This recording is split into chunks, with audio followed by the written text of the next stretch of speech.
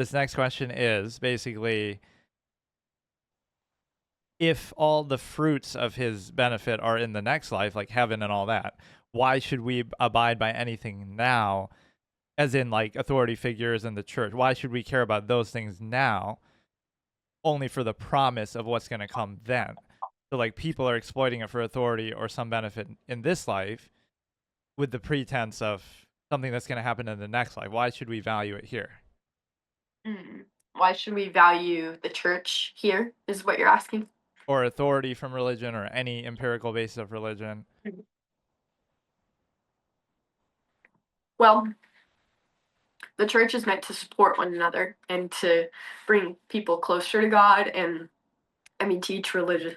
Like, okay, the word religion has really so many meanings in so many big people's minds. So it's hard for me to say like, oh, it's to teach the religions. Like, no, it's supposed to be community. Fellowship is a word that just means Christians being with Christians and becoming more like Christ, basically, by influencing each other. And that involves the fruits of the spirit, right? Love, joy, peace, patience, kindness, goodness, faithfulness, gentleness, self-control. And then also living out the Commandments, which we talked about in the past, which are in Exodus, by the way, if you haven't read them. And so the church is Okay, Taj beneficial that down. now But no, this because of answer those this things. specific thing. We get the benefits or we see the proof of it in the next life, so why should we defer to it or believe or be held back or inhibited by it somehow? Like, you can't, being told what to do by it, telling things you can't do, deferring to the authority of the church or priest. Why should we do that here if we only see proof or benefit of it in the next life? I would offer that it's not that you only see benefit in the next life. It benefits your life now if you're truly living it out and you truly want to have a relationship with God.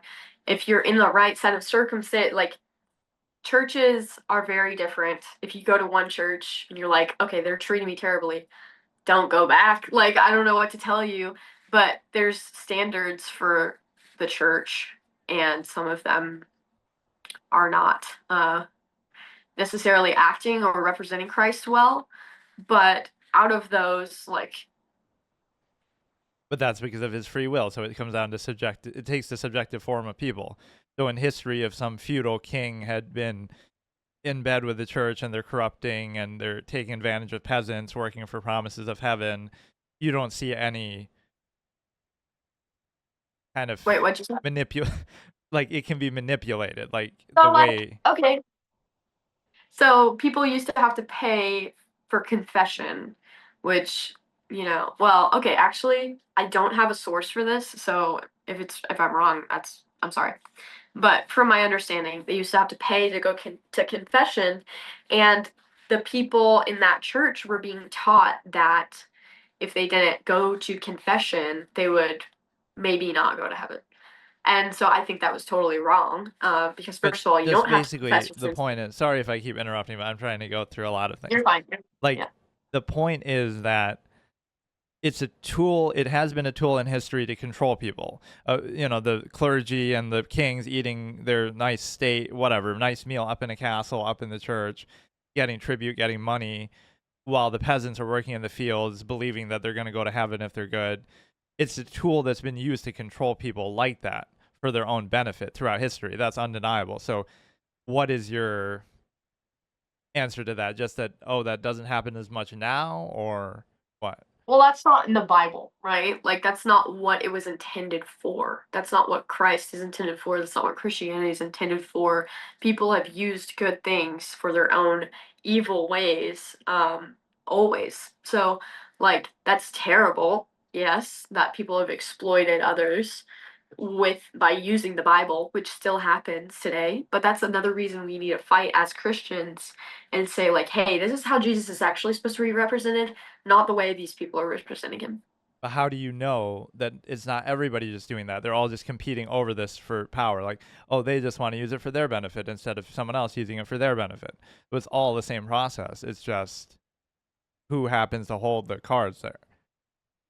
I promise you, like, if you went to my church or came to my church, you would understand that there's nobody in the church leadership that are benefiting from money, or anything like that.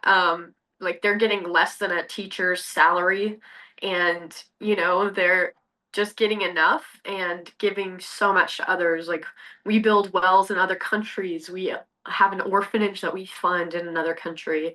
We feed the homeless in our city. Like I wouldn't be bragging about this unless I was bragging about the church itself, but it's like we are so impactful for God's people. It's selfless work.